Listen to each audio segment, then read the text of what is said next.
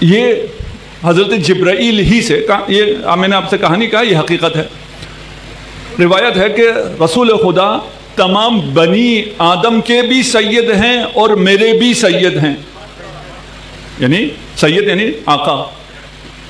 یہ ہماری روایات میں ہے، اس کا مجھے نہیں پتا اہل سنت روایت میں ہے یا نہیں، کہ جب بھی جبرائیل رسول خدا کے سامنے آتے تھے تو ایسے بیٹھتے تھے جیسے غلام آقا کے سامنے بیٹھتا ہے.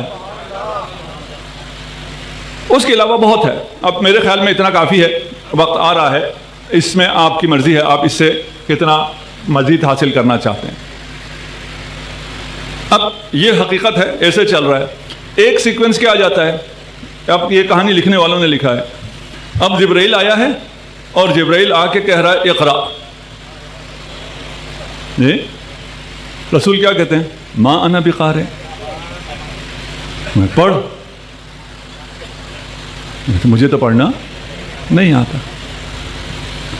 اس کے بعد میں روایت کے الفاظ پڑھوں گا، ابھی صرف وارد ہونے سے پہلے کے طور پہ میں مقدمہ پیش کر رہا ہوں. اس کے بعد جبرائیل نے رسول خدا کو پکڑا، دبایا، دبوچا، اتنا کہ رسول خدا کی جان نکل نہیں رہی تھی. حتی بلغنی الجہد، یہ بخاری کے الفاظ کہ میں جان بے لب ہونے لگا، ارسلنی چھوڑ دیا. پھر کہا پڑھ. رسول خدا نے کہا مجھے پڑھنا نہیں آتا. یا تو جبرائیل کو نہیں پتا تھا کہ رسول کو پڑھنا نہیں آتا. بھائی جسے پڑھنا نہیں آتا اسے کیسے کہہ سکتے ہیں پڑھ؟ اور پھر پڑھانے کا طریقہ شاید یہ جو آج کل قرآن پڑھاتے ہیں انہوں نے جبرائیل سے سیکھا ہے.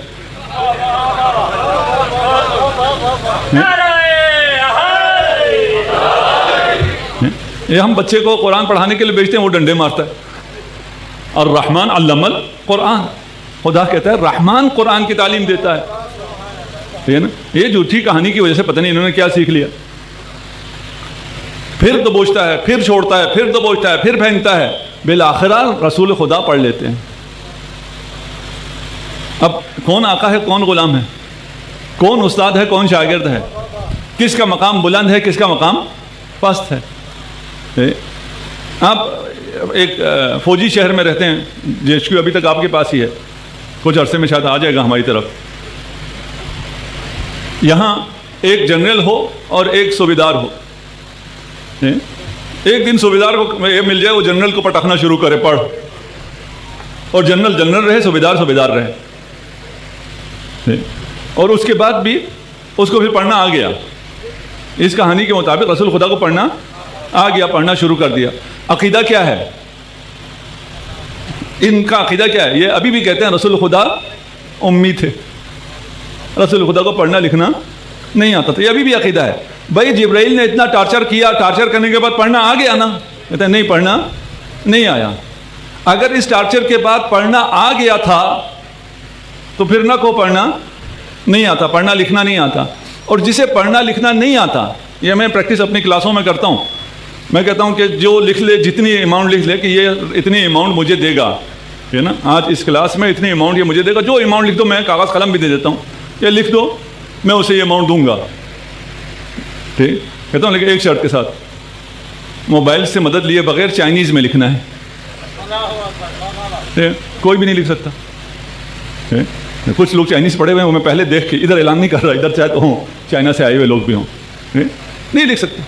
بھائی جب تمہارا رسول نہ لکھنا جانتا ہے نہ پڑھنا جانتا ہے، قلم دوات مانگ رہا تھا، دے دیتے، لکھ تو سکتا نہیں تھا.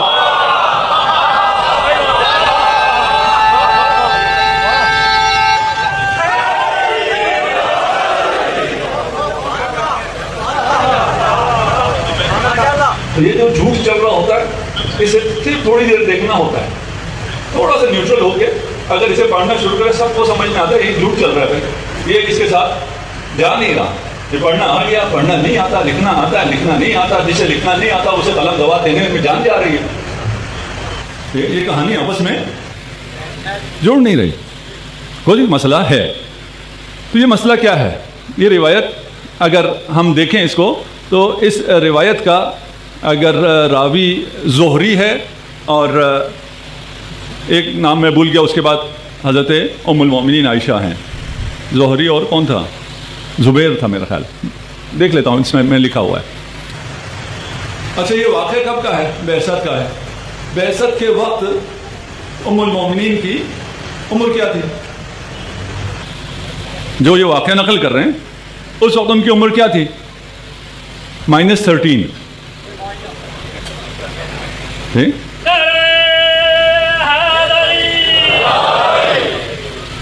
وہ خود فرماتی ہیں کہ میری جب شادی ہوئی انا بنت 6 سنین، میری جب رسول خدا سے شادی ہوئی تو میں 6 سال کی تھی. اور ہمارے بھائیوں کا اصرار ہے کہ آپ پیدا بھی اسلام کے بعد ہوئی ہیں، یعنی زمانے اسلام میں، زمانے جاہلیت میں پیدا نہیں ہوئی ہیں، سانس ہی اسلام کے زمانے میں لیے. ٹھیک ہے مان لیتے ہیں. ابھی ہمیں عمر سے بھی بحث نہیں ہے، 6 سال 9 سال سے بھی ہمیں کوئی بحث نہیں ہے. یہ یقینی ہے کہ اس وقت یا نہیں تھی یا -13 تھی یا بہت کم 2-4 سال کی تھی. تو انہوں نے خود تو نہیں دیکھا. جب انہوں نے خود نہیں دیکھا تو انہوں نے یہ واقعہ نقل کیسے کر دیا؟ اگر آپ اس واقعے کو اہل بیت سے لیں گے تو اس واقعے میں اسلام کی عزت ہے. اگر اس واقعے کو آپ دوسری جہت سے لیں گے تو یہی اسلام کا خاتمہ ہے. ابھی کیونکہ مجلس ہے اور میں وہ باتیں کر نہیں سکتا ہوں جو اشکالات اس بیان پر ہیں اور جو مستشرقین نے اعتراضات کیے ہوئے. اسلام پر جتنے اعتراضات ہیں ان اعتراضات کی بنیاد یہی روایت ہے. اب اگر امر دائر ہے یا ہم نے اسلام کی عزت بچانی ہے یا ہم نے کچھ اور کی عزت بچانی ہے، کس کی بچانی چاہیے؟ نہیں، مسلمان کہتے ہیں اسلام کی عزت کسی اور کی عزت بچانے میں ہے. بھائی آپ کو تو ناراض نہیں ہونا چاہیے. اس روایت سے اسلام پر اشکال آتا ہے، ٹھیک نا؟ اور یہ روایت جو آپ کہتے ہیں کہ حضرت عائشہ سے ہے، یہ حضرت عائشہ کی روایت نہیں ہے، اس لیے کہ وہ اس وقت تھی ہی نہیں. اور اگر وہ جس وقت نہیں ہے اس وقت کا واقعہ بیان کریں تو پھر بتائیں گی کہ میں نے کس سے سنا ہے. آپ کہیں گے بھائی رسول کے گھر میں تھی، رسول سے سنا ہے. کیا بتانے کی کیا ضرورت ہے؟ آپ کو بتانے کی ضرورت ہے، انہیں تو بتانے کی ضرورت نہیں ہے. اس واقعے میں جو چیزیں وہ بتا رہی ہیں اس میں کچھ وقت رسول خدا بے ہوش ہیں. اس وقت کیا کیا ہوا اس کہانی کے مطابق رسول خدا کو تو پتہ نہیں ہے جو بتایا ہو کہ جب میں ہوش سے چلا گیا تو پھر جبرائیل نے کیا کیا، رسول کو کیا پتہ کیا کیا. کہانی کے مطابق چل رہے ہیں. ہاں یہ کوئی گستاخی نہ ہو، ہم نہیں کہہ رہے رسول کبھی بے ہوش ہو سکتے ہیں، نہیں ہو سکتے. یہ ہمارا عقیدہ اور ہے نا. ہمارا عقیدہ اگر بیان کریں بہت اسلام کی عزت ہے ہمارا عقیدہ. پھر حضرت خدیجہ اور ورقہ بن نوفل کے درمیان جو گفتگو ہوئی وہ تو رسول خدا نے بیان نہیں کی، وہ تو رسول خدا کو پتہ نہیں ہے. اچھا حضرت خدیجہ سے سنا ہوگا، اگر رسول خدا کو نہیں تو حضرت خدیجہ کو تو یہ چیزیں پتہ تھیں، ان سے سنا ہوگا. تو حضرت عائشہ نے حضرت خدیجہ کو دیکھا ہی نہیں ہے، ملی ہی نہیں ہے، پیدا ہی نہیں ہوئی. یہ تو یقینی ہے عمر جو بھی ہو. تو یہ روایت پھر آئی کہاں سے؟ ذرا صلوات پڑھ دیجیے محمد والے.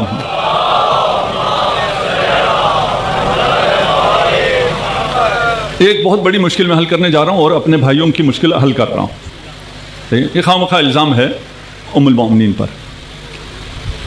اسلام میں جو ایک رسول کے بعد ایک خلافت قائم ہوئی خلفاء کی، اس کے بعد پھر بنی امیہ کی خلافت قائم ہوئی، اس کے بعد بنی عباس کی ایک اور خلافت بھی ہے. وہ کون سی ہے؟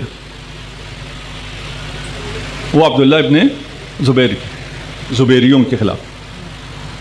معمولاً اس کا ذکر کم آتا ہے. اس دوران بہت کچھ ہوا ہے. اب تاریخ ہے اور میرا یہ موضوع نہیں ہے، میں صرف آپ کو ہنٹ دے کے جا رہا ہوں. اگر آپ کتابوں میں ام المومنین کے بارے میں پڑھیں تو بہت سی عجیب سی روایتیں بھی مل جاتی ہیں جو کہ کوئی رسول کا چاہنے والا یا ام المومنین کا چاہنے والا اسے نقل نہیں کرتا، لیکن وہ ہے. بھئی اتنی عقیدت جن مسلمانوں کو ہو وہ یہ ایسی باتیں نہ کرتے. تو یہ کیا ہوا ہے؟ یہ آپ نے دیکھا ہے کچھ لوگ کچھ وقت پسندیدہ ہوتے ہیں، کچھ وقت ناپسند ہو جاتے ہیں. کچھ کو خود لاتے ہیں اور پھر خود ہی ان کو اڈیالہ بھی بیچ دیتے ہیں. یہ ہوتا رہتا ہے، سیاست کا حصہ ہے. ابھی میرے پاس وقت نہیں ہے، اس کو جا کے دیکھ لیں گے. ان ادوار کو میں نے بتا دیا، ان ادوار میں یہی ہوا ہے. کبھی پسندیدہ رہے، کبھی ناپسند ہو گئے.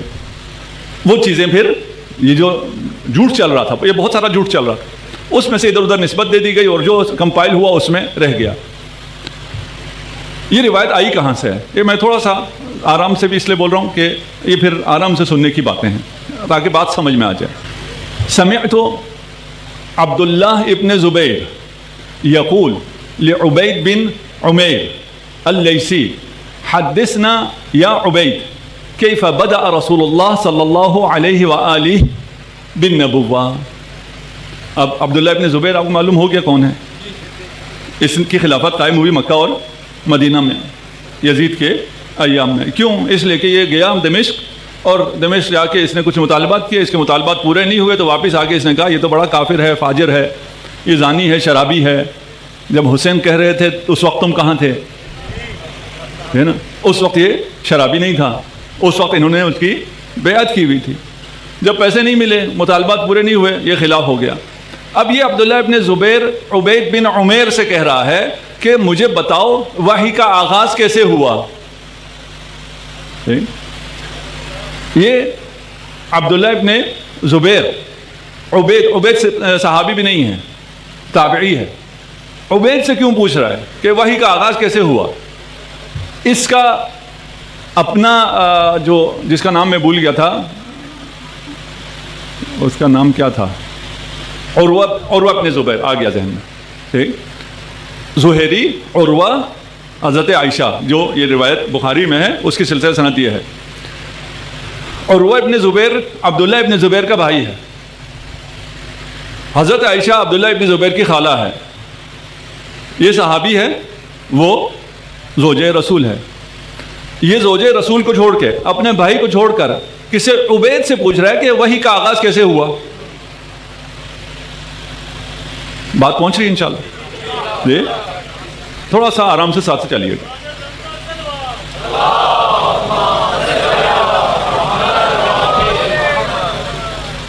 اس نے سنانا شروع کیا. کس نے؟ عمیر نے. عمیر کون تھا؟ عمیر قصہ گو تھا. قصہ خوانی بازار سنا ہوا ہے نا پشاور کا، ہے نا. وہ کیا ہوتا تھا اس بازار میں؟ کہانیاں سنانے والے ہوتے تھے. اس کو کہتے کیا ہیں اردو میں؟ کیا کہتے ہیں؟ قصہ گو. تو قصہ گو تو میں نے کہہ دیا تھا، یہ فارسی ہے. ٹھیک ہے، کوئی ٹھیٹ پنجابی کے لفظ ہو تو بتا دیں تاکہ صحیح سمجھ میں آئے کہ یہ کیسے ہوتے ہیں یہ قصہ گو. ٹھیک ہے نا. قصہ گو پھر بھی تھوڑا سا اچھا لگ رہا ہے، یہ کوئی اچھے لوگ ہوتے نہیں ہیں، یہ پیلنے والے ہوتے ہیں. انہیں کوئی چھوٹی سی چیز ملے آگے یہ کہانی بناتے ہیں. ٹھیک. تو عبداللہ ابن زبیر نے بھی کہانی سننی تھی. اس نے پوچھا، اس نے یہ کہانی سنا دی. اس کی یہ کہانی بادشاہ کو، خلیفہ ہے عبداللہ ابن زبیر، اسے پسند آئی. ٹھیک. اس کو اس نے رائج کر دیا. زبیریوں کو یہ کہانی کیوں سوٹ کرتی تھی؟ اس لیے کہ اس کہانی میں ورقہ بن نوفل ہے. ایک ٹارچر تو رسول خدا کو جبرائیل نے کیا. اس کے بعد یہ رسول خدا آئے حضرت خدیجہ کے پاس. حضرت خدیجہ اس کو لے گئی ورقہ بن نوفل. ورقہ بن نوفل کون ہے؟ حضرت خدیجہ کا کزن. ایک اور چیز آپ کو پتہ نہیں ہے، یہ اور کون ہے؟ یہ زبیریوں کا بھی کزن ہے. یہ عبداللہ ابن زبیر کا بھی چچا ہے. اب یہاں اس کہانی سے زبیریوں کو کیا فائدہ ہوا؟ اس کہانی سے اہل بیت کو نکال کر زبیر کو لایا گیا کہ اگر اہل بیت کے بزرگوں کا اسلام پر احسان ہے تو ہمارے بزرگ کا اس سے بڑا احسان ہے. اگر ورقہ بن نوفل نہ ہوتا تو تمہارے رسول کو تو پتہ ہی نہ چلتا وہ رسول ہے. نعوذ باللہ. پہنچے کہاں؟ جی زبیریوں نے یہ کہانی چلائی. زبیریوں سے یہ کہانی بنی امیہ نے بھی خرید لی کیونکہ اس میں علی نہیں ہے. علی نہ ہو یہ مشترکہ دشمن ہو گیا. اس ابتدائی وحی سے علی اور خاندان رسالت کے افراد کو نکال دیا. یہ بنی امیہ کے بھی حق میں تھا. اس کے بعد بنی عباس آئی، اس نے بھی اسی کو لیا. ابن اسحاق ان کا راوی ہے، اس نے بھی اسی روایت کو لے لیا. اس میں ان کا بھی فائدہ تھا. کیوں؟ اس لیے کہ اس میں سے علی باہر ہے، ابو طالب کا ذکر نہیں ہے. اس طرح یہ روایت اسلام کی رسمی روایت بن گئی. جو روایت اسلام کے خلاف ہے وہ اسلام کی رسمی روایت بن گئی. اب اگر ورقہ بن نوفل کو تھوڑا سا پہچاننا ہوگا, تھوڑا سا پتہ چل گیا آپ کو کہ یہ زبیریوں نے اسے پروموٹ کیا یہ بتانے کے لیے کہ ہمارا احسان ہے. صحیح بخاری میں 2 روایتیں ملتی ہیں. ایک کہتے ہیں ورقہ بن نوفل اندھا تھا اور وہ انجیل کو عبرانی میں لکھا کرتا تھا. دوسری روایت ہے ورقہ بن نوفل اندھا تھا اور وہ انجیل کو عربی میں لکھا کرتا تھا. پہلے تو فیصلہ کر لو, عبرانی میں لکھتا تھا یا عربی میں لکھتا تھا؟ ایک فیصلہ کرنا پڑے گا نا. ٹھیک, چلیں یہ فیصلہ کر لیا. ہم نے ان سے پوچھا, انہوں نے کہا جی عربی میں لکھتا تھا. اس سے اگلی مشکل ہے, اندھا لکھتا کیسے تھا؟ بھائی اندھا تھا, اندھا کیسے لکھتا تھا؟ جب کہانی بنانی ہو تو بنائی کس نے ہے؟ عبید نے. اس نے تو کہانی بنانی تھی نا. اس زمانے میں چیٹ جی پی ٹی تھا نہیں کہ کہانی اسے دے دو وہ بتا دے یار یہ سیکوینس ٹھیک ہے یا ٹھیک نہیں ہے. اچھا تھا کیا؟ ایسا ہی تھا. ایسا ہی تھا جی, ایسا ہی تھا. کہا کیا رسول خدا کو؟ کہا یہ جو جبرائیل تم پہ آیا ہے یہ وہی ہے جو موسیٰ پہ آتا تھا. بھئی عیسائی عیسیٰ کی بات کرے گا, عیسائی موسیٰ کی بات کیوں کر رہا ہے؟ بھئی اگر یہ عیسائی تھا تو پھر یہ موسیٰ کی بات کیوں کر رہا ہے؟ یہ وہی ہے جو موسیٰ پہ نازل ہوتا تھا. تو عیسیٰ پہ کون نازل ہوتا تھا؟ یہ یہودیوں کی عیسائیوں سے ابھی دوستی ہوئی ہے اور یہ بھی بھگتیں گے. یہ عیسائی یہودیوں کی دوستی بھگتیں گے جیسے مسلمان بھگت رہے ہیں. یہ مسلمان جو ابھی بھی خیال کر رہے ہیں کہ ان کو کچھ نہیں کہے گا اسرائیل, یہ سب بھگتیں گے. جتنا بھی اسلحہ لے لیں یہ اسلحہ جو ہے یہ اسرائیل کے خلاف کام نہیں کرے گا, اس لیے کہ اسرائیل کے خلاف, یہود کے خلاف ایمان کام کرتا ہے یا علی کام کرتا ہے, وہ تم کہہ سکتے نہیں ہو.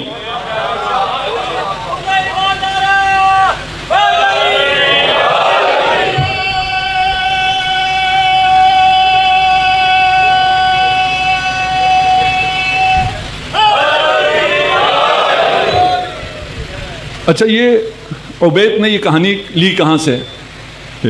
تو اگر آپ یہ ناول پڑھتے ہو, کہانی پڑھتے ہو, ڈرامے دیکھتے ہو, فلان کرتے ہو تو یہ کوئی سب اکثر ایک دوسرے کا چربہ ہوتا ہے. ایک وہاں چل رہی ہوتی ہے, اس کو تھوڑا سا ادھر ادھر کر کے یہاں کوئی فلم بن جاتی ہے, ڈرامہ بن جاتا ہے, ناول آ جاتا ہے. یہ ایک قدیس ہے, قدیس اگسطینیوس, یہ اس کا قصہ ہے. یہ ان کتابوں میں پہلے سے موجود ہے. وہ تھا, اس سے کوئی گناہ ہو گیا تھا, اس سے کہا 3 دفعہ, اس سے کہا پڑھ, اسے ٹارچر کیا, اس ٹارچر کے بعد وہ ٹھیک ہو گیا. اس کہانی کو اس نے لا کر رسول خدا پہ فٹ کر دیا. اب تو پتہ چلا نا یہ ہے قصہ کو. بھئی اینن یہی چیز 3 دفعہ ہی کیوں کہا ہے؟ یار جبرائیل کے پاس ایسی پاور ہونی چاہیے تھی کہ 1 دفعہ ہی سکویز کرتا اور رسول کو پڑھنا آ جاتا. یہ 3 دفعہ کیوں ہوا؟ اس لیے کہ پچھلی کہانی میں 3 دفعہ ہے. جس کہانی سے کا یہ چربہ ہے وہاں 3 دفعہ ہے, یہاں بھی 3 دفعہ ہے. 3 دفعہ کے بعد وہاں بھی پڑھنے کا ہے, وہاں بھی اقرا ہی ہے, وہ کتاب پڑھ ہے, یہاں بھی پڑھنے سے تعلق ہے. ہماری روایت کیا ہے؟ اہل بیت کی روایت کیا ہے نا؟ اہل بیت کی روایت یہ ہے کہ جب رسول خدا پر وحی نازل ہوئی تو شیطان کی چیخ بلند ہوئی. جب رنت الشیطان کو علی ابن ابی طالب نے سنا, علی غار حرا میں رسول کے ساتھ تھے. جب پہلے وحی ہو رہی تھی رسول کو شک نہیں ہوا, ممکن نہیں ہے رسول کو شک ہو. علی ابن ابی طالب نے بھی وہی سنا جو رسول نے سنا.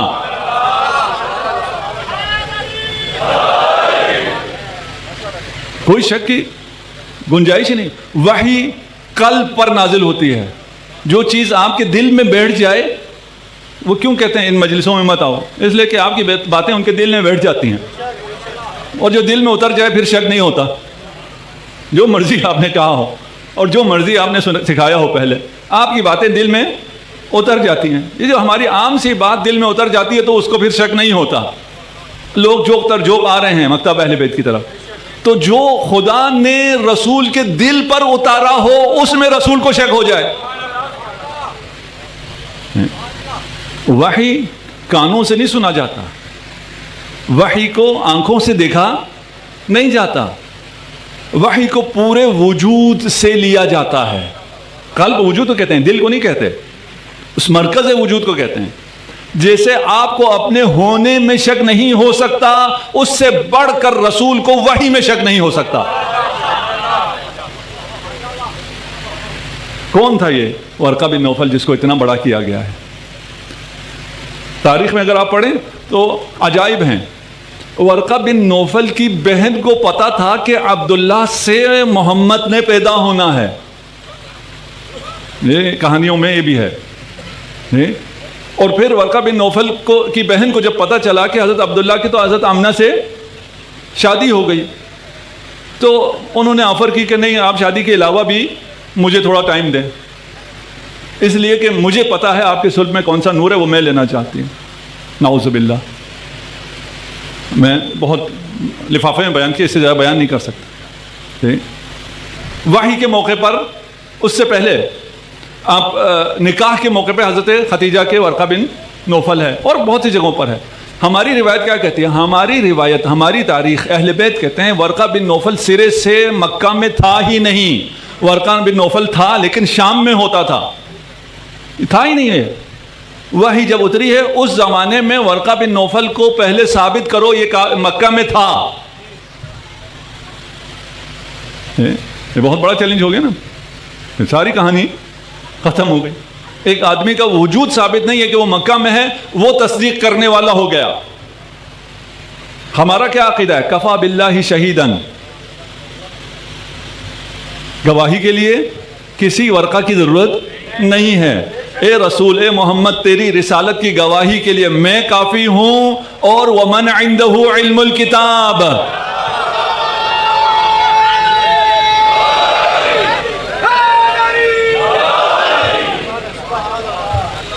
دیکھیں آیت کہہ رہے کافی، کفا باللہ شہیدہ، کافی ہے۔ کافی کا کیا مطلب ہے؟ اب کسی کی ضرورت نہیں ہے۔ علی کی شہادت کے بعد کسی ورقہ کی کیا ضرورت ہے؟ کسی ورقے کی کیا حیثیت ہے؟ یہ ہم نہیں کہہ رہے، یہ قرآن کہہ رہا، صلوات پڑھتے محمد و آل محمد۔